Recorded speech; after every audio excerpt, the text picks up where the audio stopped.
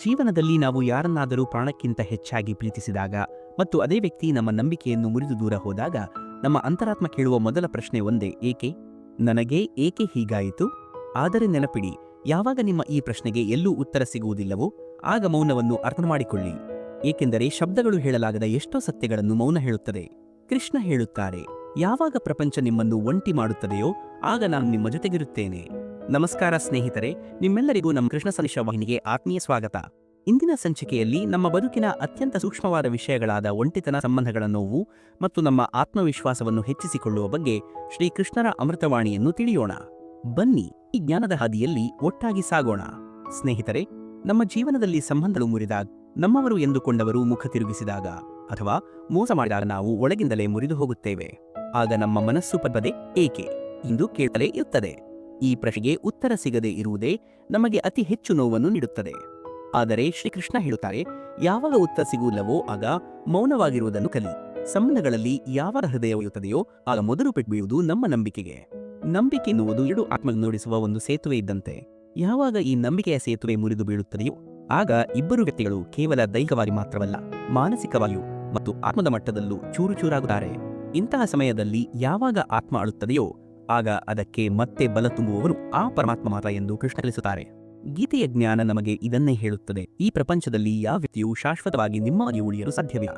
ಏಕೆಂದರೆ ಪ್ರತಿಯೊಂದು ಆತ್ಮಕ್ಕೂ ಅದರದ್ದೇ ಆದ ಕರ್ಮದ ಯಾತ್ರೆ ಇರುತ್ತದೆ, ಅದರದ್ದೇ ಆದ ವೇಗ ಮತ್ತು ದಿಕ್ಕು ಇರುತ್ತದೆ. ಹಲವು ಬಾರಿ ನಮಗೆ ಯಾರು ಅತಿ ಹೆಚ್ಚು ಪ್ರಿಯರಾಗಿರುತ್ತಾರೋ ಅವರೇ ನಮ್ಮ ಜೀವನದ ಪರೀಕ್ಷೆಯಾಗಿ ಬರುತ್ತಾರೆ. ಸ್ವತಃ ಕೃಷ್ಣರೇ ಇದಕ್ಕೆ ಒಂದು ದೊಡ್ಡ ಉದಾಹರಣೆ. ಧರ್ಮದ ಹಾದಿಯಲ್ಲಿ ಮುನ್ನಡೆಯಲು ಕೃಷ್ಣರು ತನಗೆ ಅತ್ಯಂತ ಪ್ರಿಯವಾದ ಮಥುರೆಯನ್ನು ತ್ಯಜಿಸಿದರು, ರಾಧೆಯನ್ನು ತ್ಯಜಿಸಿದರು. ಆದರೆ ಧರ್ಮವನ್ನು ಎಂದಿಗೂ ಬಿಡಿಲ್ಲ. ಕೃಷ್ಣರ ಜೀವನ ನಮಗೆ ಒಂದು ದೊಡ್ಡ ಪಾಠವನ್ನು ಕಲಿಸುತ್ತದೆ. ಅದೇನೆಂದರೆ ಪ್ರೇಮದಲ್ಲಿ ತ್ಯಾಗವಿರುತ್ತದೆ. ಯಾರು ನಮ್ಮ ಜೀವನದಿಂದ ಹೋದ ನಂತರವೂ ನಮಗೆ ಆಶೀರ್ವಾದವನ್ನು ನೀಡುತ್ತಾರೋ, ಯಾರು ತಮಗೆ ನೋವು ಕೊಟ್ಟವರಿಗೂ ಒಳಿತನ್ನೇ ಬಯಸುತ್ತಾರೋ ಅವರೇ ಸಂಬಂಧಗಳಲ್ಲಿ ಮಹಾನ್ ವ್ಯಕ್ತಿಗಳಾಗುತ್ತಾರೆ. ಯಾರಾದರೂ ನಿಮ್ಮನ್ನು ಬಿಟ್ಟು ಹೋದರೆ ನಿಮ್ಮಲ್ಲಿ ಏನೋ ಕೊರತೆ ಇದೆ ಎಂದು ಭಾವಿಸಬೇಡಿ. ಬದಲಾಗಿ ಅವರು ನಿಮ್ಮ ಜೀವನದ ಪುಸ್ತಕದ ಕೇವಲ ಒಂದು ಅಧ್ಯಾಯವಾಗಿರೂ ಪೂರ್ತಿ ಪುಸ್ತಕವಲ್ಲ ಎಂಬುದನ್ನು ಅರ್ಥ ಮಾಡಿಕೊಳ್ಳಿ. ಯಾವುದಾದರೂ ಸಂಬಂಧ ನಿಮ್ಮನ್ನು ಅಳುವಂತೆ ಮಾಡಿದೆ, ಕೃಷ್ಣ ಹೇಳುತ್ತಾರೆ, ನಿನ್ನೊಳಗೆ ಎಷ್ಟೊಂದು ಶಕ್ತಿ ಎಂದರೆ ನೀನು ಒಂಟಿಯಾಗಿ ನಗಬಹುದು. ಕೇವಲ ನೀನು ನನ್ನನ್ನು ನಿನ್ನ ಸ್ನೇಹಿತನೆಂದು ಒಪ್ಪಿಕೋ. ಕುರುಕ್ಷೇತ್ರ ಯುದ್ಧದಲ್ಲಿ ಅರ್ಜುನನು ಯಾವಾಗ ಯುದ್ಧದಿಂದ ಓಡಿ ಹೋಗಲು ಬಯಸಿದನು ಆಗ ಕೃಷ್ಣ ಹೇಳಿದರು, ನೀ ನನ್ನ ಮಿತ್ರ ಮತ್ತು ಮಿತ್ರ ಎಂದಿಗೂ ಹಿಂದೆ ಸರಿಯುವುದಿಲ್ಲ. ಕೃಷ್ಣರು ಅರ್ಜುನನ ಕೈಯಲ್ಲಿ ಮತ್ತೆ ಗಾಂಡೀವವನ್ನು ಇಟ್ಟರು. ಯುದ್ಧ ಎನ್ನುವುದು ಕೇವಲ ರಣರಂಗದಲ್ಲಿ ನಡೆಯುವುದಿಲ್ಲ, ಜೀವನವೇ ಒಂದು ಯುದ್ಧ. ಸಂಬಂಧಗಳಲ್ಲೂ ಒಂದು ರೀತಿಯ ಯುದ್ಧವಿರುತ್ತದೆ. ಅಲ್ಲಿ ನಾವು ನಮ್ಮ ಭಾವನೆಗಳು, ನಿರೀಕ್ಷೆಗಳು ಮತ್ತು ಮೋಹದ ವಿರುದ್ಧ ಹೋರಾಡಬೇಕಾಗುತ್ತದೆ. ಶ್ರೀಕೃಷ್ಣರ ಪ್ರಕಾರ ಯಾವಾಗ ಸಂಬಂಧಗಳು ನಮಗೆ ನೋವನ್ನು ನೀಡುತ್ತವೆಯೋ ಅಲ್ಲಿಂದಲೇ ನಮ್ಮ ಆಧ್ಯಾತ್ಮಿಕ ಜಾಗೃತಿ ಆರಂಭವಾಗುತ್ತದೆ. ಈ ನೋವುಗಳು ನಮ್ಮ ಆತ್ಮವನ್ನು ಬಲವಾಗಿ ತಟ್ಟುತ್ತವೆ, ನಮ್ಮನ್ನು ಪ್ರಶ್ನೆ ಮಾಡಲು ಪ್ರೇರೇಪಿಸುತ್ತವೆ ಮತ್ತು ಆಗ ನಾವು ದೇವರ ಕಡೆಗೆ ಮುಖ ಮಾಡುತ್ತೇವೆ. ವಾಸ್ತವದಲ್ಲಿ ಯಾವ ಸಂಬಂಧ ನಮ್ಮನ್ನು ದೇವರ ಜೊತೆ ಸೇರಿಸುತ್ತದೆಯೋ ಅದೇ ಅತ್ಯಂತ ಪವಿತ್ರವಾದ ಸಂಬಂಧ. ಉಳಿದುದೆಲ್ಲವೂ ಕೇವಲ ಮೋಹ. ಅವು ಬರುತ್ತವೆ ಮತ್ತು ಹೋಗುತ್ತವೆ. ಕೃಷ್ಣರು ಪದೇ ಪದೇ ಹೇಳುತ್ತಾರೆ, ನಾನು ಸದಾ ನಿನ್ನಗಿದೆ. ಯಾವಾಗ ಎಲ್ಲರೂ ದೂರವಾಗುತ್ತಾರೋ ಆಗಲೂ ನಾನು ನಿನ್ನವೇತೇನೆ. ಯಾವಾಗ ಎಲ್ಲವೂ ಮೌನಗುತ್ತದೆಯೋ ಆ ನನ್ನ ಕೊಡದಲ್ಲಿ ನಿನ್ನ ಕಿವಿಗಳನ್ನು ತಲುಪುತ್ತದೆ. ಜೀವನ ರಾತ್ರಿಗಳಲ್ಲಿ ಈ ದನಿಯೇ ಬೆಳಕಾಗಿ ಮಾರ್ಪಡುತ್ತದೆ. ಸಂಬಂಧಗಳಲ್ಲಿ ಅತಿ ದೊಡ್ಡ ದುರಂತ ಎಂದರೆ ನಾವು ನಮ್ಮನ್ನೇ ಕಳೆದುಕೊಳ್ಳುವುದು. ನಾವು ಇನ್ನೊಬ್ಬ ವ್ಯಕ್ತಿಯಲ್ಲಿ ಎಷ್ಟು ಲೀವಾಗಿ ಬಿಡುತ್ತೇವೆ ಎಂದರೆ ನಮ್ಮ ಸ್ವಂತ ಗುತ್ತು, ನಮ್ಮ ಗುರಿ ಮತ್ತು ನಮ್ಮ ಅಂತರಾತ್ಮದ ದನಿಯನ್ನು ಮರೆತು ಬಿಡುತ್ತೆ. ಯಾವಾಗ ಆ ವ್ಯಕ್ತಿ ನಮ್ಮನ್ನು ಬಿಟ್ಟು ಹೋಗುತ್ತಾರೋ ಆಗ ನಮ್ಮ ಅಸ್ತಿತ್ವವೇ ಅಲುಗಾಡಿದಂತೆ ಅನ್ನಿಸುತ್ತದೆ. ಅದಕ್ಕೆ ಕೃಷ್ಣ ಹೇಳುತ್ತಾರೆ, ಸ್ವಧರ್ಮ ನಿಧನಂ ಶ್ರೇಯಃ ಪರಧರ್ಮೋ ಭಯಾವಹಃ. ಅಂದರೆ ಪರರ ಧರ್ಮ ಅಥವಾ ಪರ ವ್ಯಕ್ತಿತ್ವವನ್ನು ಅನುಸರಿಸುವುದಕ್ಕಿಂತ ನಮ್ಮ ಸ್ವಂತ ಧರ್ಮ ಮತ್ತು ಆತ್ಮದ ಸ್ವರೂಪದಲ್ಲಿ ಇರುವುದೇ ಶ್ರೇಷ್ಠ. ಪರರ ಗುರುತನ್ನು ಹೊತ್ತುಕೊಳ್ಳುವುದು ಭಯಕ್ಕೆ ಕಾರಣವಾಗುತ್ತದೆ. ನೀವು ಒಂದು ಮುರಿದ ಸಂಬಂಧದಿಂದ ಹೊರಬಂದಾಗ ನಿಮ್ಮ ಒಳಗಿನ ಶಕ್ತಿಯನ್ನು ಗುರುತಿಸುವ ಸಮಯ ಅದು. ಕೃಷ್ಣರ ಸಂದೇಶ ಸ್ಪಷ್ಟವಾಗಿದೆ, ಯಾವುದು ಕಳೆದು ಹೋಯಿತು ಅದನ್ನು ಕಳೆದೇ ಹೋಯಿತು ಎಂದು ಭಾವಿಸಿ. ಯಾವ ಬರದೆಯೋ ಅದಕ್ಕಾಗಿ ನಿಮ್ಮನ್ನು ನೀವು ತಯಾರು ಮಾಡಿ. ಭೂತಕಾಲವನ್ನು ಹಿಡಿದಿಟ್ಟುಕೊಳ್ಳಬೇಡಿ, ಭವಿಷ್ಯಕ್ಕೆ ಹೆದಬೇಡಿ, ವರ್ತಮಾನದಲ್ಲಿ ಬದುಕಿ. ಸಂಬಂಧದಲ್ಲಿ ಮೋಸ ಹೋದಾಗ ಮನಸ್ಸು ಸೇಡಿನ ಬೆಂಕಿಯಲ್ಲಿ ಉರಿಯಲು ಆರಂಭಿಸುತ್ತದೆ. ಆದರೆ ಸೇಡಿನಿಂದ ಎಂದಿಗೂ ನೆಮ್ಮದಿ ಸಿಗುವುದಿಲ್ಲ. ಕ್ಷಮೆಯೇ ಮುಕ್ತಿಯ ಮಾರ್ಗ ಎಂದು ಕೃಷ್ಣ ಕಲಿಸುತ್ತಾರೆ. ಸ್ವತಃ ಕೃಷ್ಣೇ ಸಾಕ್ಷಿ. ಶಿಶುಪಾಲನು 100ಕ್ಕೂ ಹೆಚ್ಚು ಬಾರಿ ಕೃಷ್ಣರನ್ನು ಅವಮಾನಿಸಿದಾಗಲೂ ಕೃಷ್ಣರು ಸಹಿಸಿಕೊಂಡರು. ಆದರೆ ಯಾವಾಗ ಮಿತಿ ಮೀರಿತೋ ಆಗ ಕೃಷ್ಣರು ನ್ಯಾಯ ಒದಗಿಸಿದರು. ಇದರ ಅರ್ಥವೇನೆಂದರೆ ಕ್ಷಮಿಸಿ, ಆದರೆ ಅನ್ಯಾಯವನ್ನು ಸಹಿಸಿಕೊಳ್ಳಬೇಡಿ. ನಿಮ್ಮ ಮೌಲ್ಯವು ಬೇರೆಯವರು ನಿಮ್ಮೊಂದಿಗೆ ಹೇಗೆ ನಡೆದುಕೊಳ್ಳುತ್ತಾರೆ ಎನ್ನುವುದರ ಮೇಲೆ ನಿರ್ಧಾರವಾಗುವುದಿಲ್ಲ, ಬದಲಾಗಿ ನೀವು ನಿಮ್ಮನ್ನು ಎಷ್ಟು ಅರಿತಿದ್ದೀರಿ ಎನ್ನುವುದರ ಮೇಲೆ ನಿರ್ಧಾರವಾಗುತ್ತದೆ. ಯಾರಾದರೂ ನಿಮ್ಮನ್ನು ತಿರಸ್ಕರಿಸಿದರೆ ನಿಮ್ಮನ್ನು ನೀವು ಸ್ವೀಕರಿಸಿ. ಯಾರಾದರೂ ನಿಮ್ಮ ಪ್ರೀತಿಯನ್ನು ತಳ್ಳಿ ಹಾಕಿದರೆ ನಿಮ್ಮನ್ನು ನೀವು ಪ್ರೀತಿಸಿ. ಯಾರಾದರೂ ನಿಮ್ಮನ್ನು ಅಳಿಸಿದರೆ ಕೃಷ್ಣರ ಹೆಸರನ್ನು ಸ್ಮರಣೆ ಮಾಡಿ. ನಿಮ್ಮ ಕಣ್ಣೀರು ಆತನ ಕೊಳಲ ದನಿಯ ಮಾಧುರ್ಯವಾಗಿ ಬದಲಾಗುತ್ತದೆ. ಪ್ರತಿಯೊಂದು ಸಂಬಂಧವೂ ಅದು ನಿಮ್ಮನ್ನು ಎಷ್ಟೇ ಮುರಿದರೂ ಅಂತಿಮವಾಗಿ ನಿಮ್ಮನ್ನು ರೂಪಿಸುತ್ತದೆ. ಜೀವನದಲ್ಲಿ ಪ್ರತಿಯೊಂದಕ್ಕೂ ಒಂದು ಉದ್ದೇಶವಿರುತ್ತದೆ. ಅದು ಮಿಲನವಾಗಿರಲಿ ಅಥವಾ ವಿರಹವಾಗಿರಲಿ, ಪ್ರೀತಿಯಾಗಿರಲಿ ಅಥವಾ ತಿರಸ್ಕಾರವಾಗಿರಲಿ, ಎಲ್ಲವೂ ನಿಮ್ಮನ್ನು ಆತ್ಮಬೋಧೆಯ ಕಡೆಗೆ ಕರೆದೊಯ್ಯುತ್ತದೆ. ಯಾವಾಗ ಒಂದು ಸಂಬಂಧದ ಅಂತ್ಯ ನಿಮ್ಮನ್ನು ಜೀವಂತ ಶವದಂತೆ ಮಾಡುತ್ತದೆಯೋ ಆಗ ಶ್ರೀ ಕೃಷ್ಣರ ಮಡಿಲೇ ನಿಮಗೆ ಏಕೈಕ ಆಶ್ರಯವಾಗುತ್ತದೆ. ಅಲ್ಲಿ ಕುಳಿತು ಅತ್ತು ಬಿಡಿ, ಮಾತೇ ಬರೆದಿದ್ದರೂ ಪರವಾಗಿಲ್ಲ. ಹೇ ಕೃಷ್ಣ, ನನಗೆ ಆಸರೆಯಾಗು, ನಾನು ಸೋತಿದ್ದೇನೆ ಎಂದು ಹೇಳಿ. ಆತ ಖಂಡಿತವಾಗಿಯೂ ನಿಮ್ಮನ್ನು ಹಿಡಿದುಕೊಳ್ಳುತ್ತಾನೆ. ದ್ರೌಪದಿಯಾಗಲಿ, ಅರ್ಜುನನಾಗಲಿ ಅಥವಾ ಸುಧಾಮನಾಗಲಿ, ಕೃಷ್ಣರು ಯಾವಾಗಲೂ ತನ್ನ ಭಕ್ತರನ್ನು ಮೇಲೆತ್ತಿದ್ದಾರೆ. ಆತ್ಮ ಅಮರವಾಗಿದೆ ಮತ್ತು ಆತ್ಮದ ಸಂಬಂಧಗಳು ದೇಹಕ್ಕಿಂತ ಮಿಗಿಲಾದವು ಎಂದು ಕೃಷ್ಣ ಕಲಿಸುತ್ತಾರೆ. ಆತ್ಮದಿಂದ ಕೂಡಿದ ಸಂಬಂಧ ಎಂದಿಗೂ ಮುರಿಯುವುದಿಲ್ಲ. ಯಾರಾದರೂ ನಿಮ್ಮನ್ನು ನಿಜವಾಗಿಯೂ ಪ್ರೀತಿಸುತ್ತಿದ್ದರೆ ಆ ಪ್ರೀತಿ ಸದಾ ನಿಮ್ಮ ಬಳಿಯೇ ಇರುತ್ತದೆ. ಅವರು ದೈಹಿಕವಾಗಿ ಇಲ್ಲದಿದ್ದರೂ ಸರಿ. ಆದರೆ ಯಾವ ಪ್ರೀತಿ ಕೇವಲ ದೈಹಿಕವಾಗಿತ್ತೋ ಅದು ಕೇವಲ ಭ್ರಮೆ ಮತ್ತು ಮೋಹವಾಗಿತ್ತು. ಅದು ಮುರಿದು ಹೋಗಿದ್ದೇ ಒಳ್ಳೆಯದು. ನಮಗೆ ದುಃಖ ಕೊಟ್ಟ ವ್ಯಕ್ತಿಯ ಹಿಂದೆಯೇ ನಾವು ಮತ್ತೆ ಮತ್ತೆ ಓಡುತ್ತೇವೆ, ಏಕೆಂದರೆ ಅವರೇ ನಮ್ಮ ಸಂತೋಷದ ಕೀಲಿಕೈ ಎಂದು ನಾವು ಭಾವಿಸುತ್ತೇವೆ. ಆದರೆ ಕೃಷ್ಣ ಹೇಳುತ್ತಾರೆ, ಅಸಲಿ ಕೀಲಿಕೈ ನಿನ್ನ ಒಳಗೆ ಇದೆ, ಹೊರಗಲ್ಲ. ಯಾವಾಗ ನಿಮ್ಮನ್ನು ನೀವು ಕಂಡುಕೊಳ್ಳುತ್ತೀರೋ ಆಗ ಸಂಪೂರ್ಣತೆಯನ್ನು ಅನುಭವಿಸಲು ನಿಮಗೆ ಬೇರೊಬ್ಬರ ಅವಶ್ಯಕತೆ ಇರುವುದಿಲ್ಲ. ಧ್ಯಾನ, ಸಾಧನೆ ಮತ್ತು ಭಗವಂತನ ಭಕ್ತಿಯೇ ಈ ದುರಿದ ಮನಸ್ಸನ್ನು ಸರಿಪಡಿಸುವ ಮಾರ್ಗವಾಗಿದೆ. ಯಾವುದೇ ಸಂಬಂಧವೂ ದೇವರಿಗಿಂತ ದೊಡ್ಡದಲ್ಲ ಎನ್ನುವುದು ಜೀವನದ ಅತಿದೊಡ್ಡ ಪಾಠ. ಪ್ರತಿಯೊಬ್ಬ ವ್ಯಕ್ತಿಯೂ ತನ್ನದೇ ಆದ ಯಾತ್ರೆಯಲ್ಲಿದ್ದಾನೆ. ಯಾವಾಗ ಅವರ ಯಾತ್ರೆ ನಿಮ್ಮ ಯಾತ್ರೆಯಿಂದ ಬೇರೆಯಾಗುತ್ತದೆಯೋ ಆಗ ಅವರು ನಿಮ್ಮಿಂದ ದೂರವಾಗುತ್ತಾರೆ. ಇದಕ್ಕಾಗಿ ಅಳುವ ಅವಶ್ಯಕತೆ ಇಲ್ಲ, ಅರ್ಥಮಾಡಿಕೊಳ್ಳುವ ಅವಶ್ಯಕತೆ ಇದೆ. ಯಾರು ಹೋದರೋ ಅವರು ಹೋಗಲೆಂದೇ ಬಂದಿದ್ದರು. ಯಾರು ಉಳಿಯುತ್ತಾರೋ ಅವರು ನಿಮ್ಮ ಆತ್ಮದ ಜೊತೆ ಬೆಸೆದುಕೊಂಡಿರುತ್ತಾರೆ. ಈ ಪ್ರಪಂಚದಲ್ಲಿನ ಪ್ರತಿಯೊಂದು ಸಂಬಂಧವೂ ನಾಶವಾಗಬಲ್ಲದು, ಆದರೆ ದೇವರ ಜೊತೆಗಿನ ಪ್ರೀತಿ ಶಾಶ್ವತವಾದದ್ದು.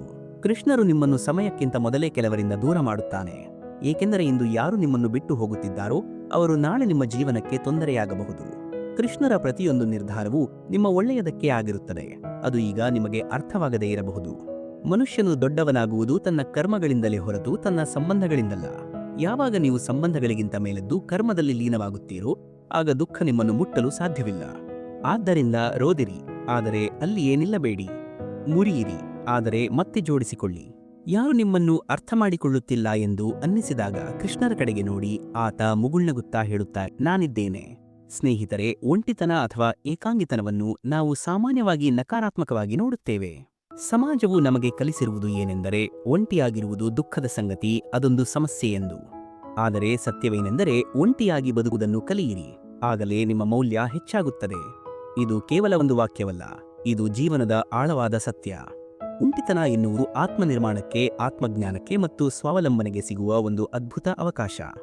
ಒಂಟಿಯಾಗಿರುವುದು ಒಂದು ದೌರ್ಬಲ್ಯವಲ್ಲ, ಅದೊಂದು ಮಹಾನ್ ಕಲೆ. ಬಹಳಷ್ಟು ಜನರಿಗೆ ಈ ಕಲೆ ಸಿದ್ಧಿಸುವುದಿಲ್ಲ. ಅವರು ಭಾವನಾತ್ಮಕವಾಗಿ, ಮಾನಸಿಕವಾಗಿ ಮತ್ತು ಭೌತಿಕವಾಗಿ ಬೇರೆಯವರ ಮೇಲೆ ಅವಲಂಬಿತರಾಗಿರುತ್ತಾರೆ.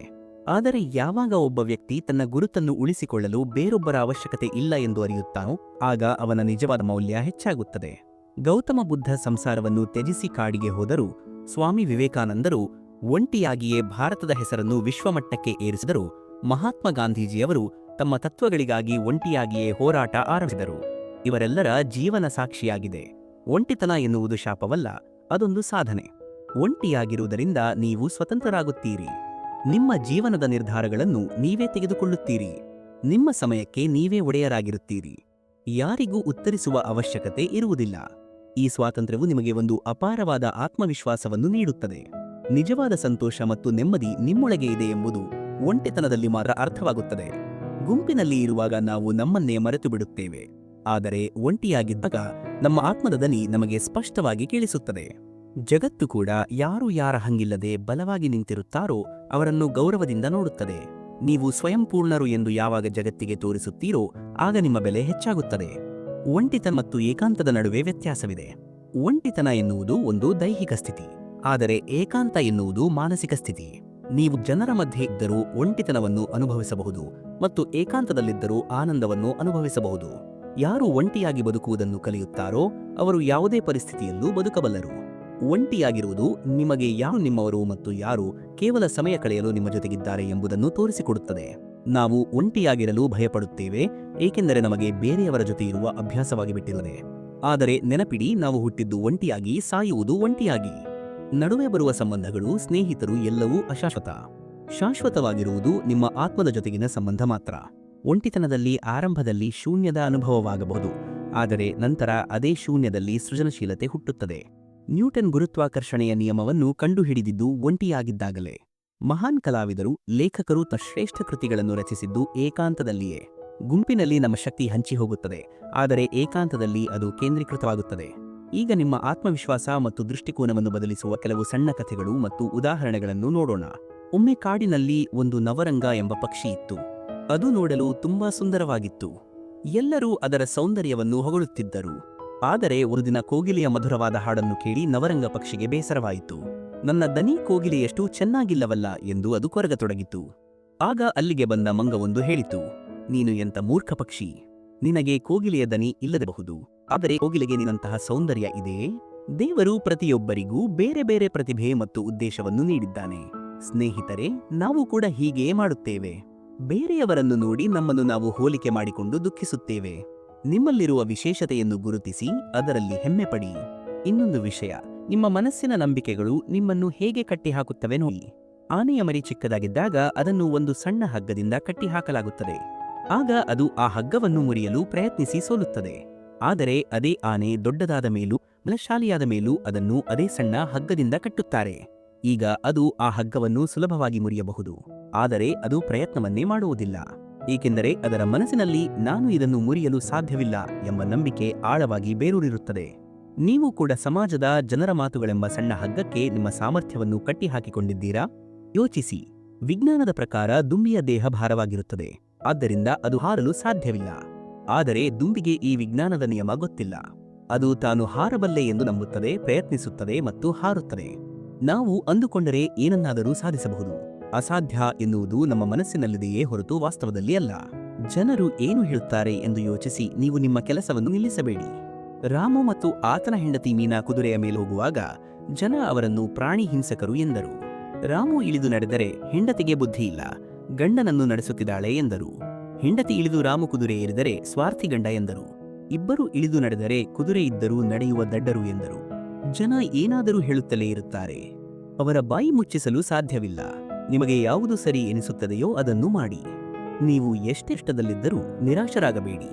ಮಳೆ ಬಂದಾಗ ಎಲ್ಲಾ ಪಕ್ಷಿಗಳು ಆಶ್ರಯ ಹುಡುಕುತ್ತವೆ, ಆದರೆ ಹದ್ದು ಮಾತ್ರ ಮೋಡಗಳಿಗಿಂತ ಎತ್ತರಕ್ಕೆ ಹಾರಿ ಮಳೆಯನ್ನು ಗೆಲ್ಲುತ್ತದೆ. ಸಮಸ್ಯೆಗಳು ಎಲ್ಲರಿಗೂ ಬರುತ್ತವೆ, ಆದರೆ ನಿಮ್ಮ ದೃಷ್ಟಿಕೋನ ನಿಮ್ಮನ್ನು ಗೆಲ್ಲಿಸುತ್ತದೆ. ಬರಿಗಾಲಲ್ಲಿ ನಡೆದವನಿಗೆ ಮಾತ್ರ ದಾರಿಯ ಕಷ್ಟ ಮತ್ತು ಗುರಿಯ ಬೆಲೆ ಗೊತ್ತಿರುತ್ತದೆ. ಜೀವನದಲ್ಲಿ ಸೋಲು ಎನ್ನುವುದು ಅಂತ್ಯವಲ್ಲ, ಅದು ತಿದ್ದುಪಡಿಗೆ ಸಿಕ್ಕ ಅವಕಾಶ. ಕರನ್ನು ಕೆತ್ತದಿದ್ದರೆ ಅದು ವಿಗ್ರಹವಾಗುವುದಿಲ್ಲ, ಮಣ್ಣನ್ನು ಸುಡದಿದ್ದರೆ ಗಡಿಗೆಯಾಗುವುದಿಲ್ಲ. ಹಾಗೆಯೇ ಕಷ್ಟಗಳನ್ನು ಅನುಭವಿಸದ ಮನುಷ್ಯ ಗಟ್ಟಿಯಾಗುವುದಿಲ್ಲ. ನಿಮ್ಮ ಕಣ್ಣೀರು, ನಿಮ್ಮ ಒಂಟಿತನ, ನಿಮ್ಮ ನೋವು ಎಲ್ಲವೂ ನಿಮ್ಮನ್ನು ಒಬ್ಬ ಬಲಶಾಲಿ ವ್ಯಕ್ತಿಯನ್ನಾಗಿ ಮಾಡುತ್ತಿವೆ. ಕೊನೆಯದಾಗಿ ಒಂದು ಮಾತು ನೆನಪಿರಲಿ. ನಿಮ್ಮ ಜೀವನದಲ್ಲಿ ಎಂತಹದ್ದೇ ಪರಿಸ್ಥಿತಿ ಬರಲಿ, ಎಷ್ಟೇ ಜನ ನಿಮ್ಮನ್ನು ಬಿಟ್ಟು ಹೋಗಲಿ, ನಿಮ್ಮ ಆತ್ಮಬಲ ಮತ್ತು ಆ ಶ್ರೀಕೃಷ್ಣರ ಕೃಪೆ ನಿಮ್ಮನ್ನು ಎಂದಿಗೂ ಬಿಡುವುದಿಲ್ಲ. ಕೃಷ್ಣರ ಮೇಲಿನ ನಂಬಿಕೆಯೇ ನಿಮ್ಮ ಅತಿದೊಡ್ಡ ಶಕ್ತಿ. ಕಳೆದು ಹೋದ ಸಂಬಂಧಗಳಿಗೆ ಕೊರಗುವುದನ್ನು ಬಿಟ್ಟು ನಿಮ್ಮನ್ನು ನೀವು ಪ್ರೀತಿಸಲು ಆರಂಭಿಸಿ. ಒಂಟಿತನವನ್ನು ಸಂಭ್ರಮಿಸಿ, ಏಕೆಂದರೆ ನೀವು ಒಂಟಿಯಲ್ಲ, ಏಕಾಂತದಲ್ಲಿದ್ದೀರಿ. ಆ ಏಕಾಂತದಲ್ಲಿ ಪರಮಾತ್ಮನಿದ್ದಾನೆ. ಸ್ನೇಹಿತರೆ, ಈ ವಿಡಿಯೋ ನಿಮಗೆ ಇಷ್ಟವಾಗಿದ್ದರೆ ದಯವಿಟ್ಟು ಲೈಕ್ ಮಾಡಿ ಮತ್ತು ನಿಮ್ಮ ಪ್ರೀತಿಪಾತ್ರರೊಂದಿಗೆ ಹಂಚಿಕೊಳ್ಳಿ.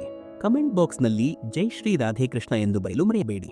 ಇಂತಹದೇ ಸ್ಫೂರ್ತಿದಾಯಕ ಮತ್ತು ಭಕ್ತಿಪೂರಿತ ವಿಡಿಯೋಗಾಗಿ ನಮ್ಮ ಕೃಷ್ಣ ಸಂದೇಶ ಚಾನೆಲ್ ಅನ್ನು ಸಬ್ಸ್ಕ್ರೈಬ್ ಮಾಡಿ. ಮುಂದಿನ ವಿಡಿಯೋದಲ್ಲಿ ಮತ್ತೆ ಸಿಗೋಣ. ಜೈ ಶ್ರೀ ಕೃಷ್ಣ.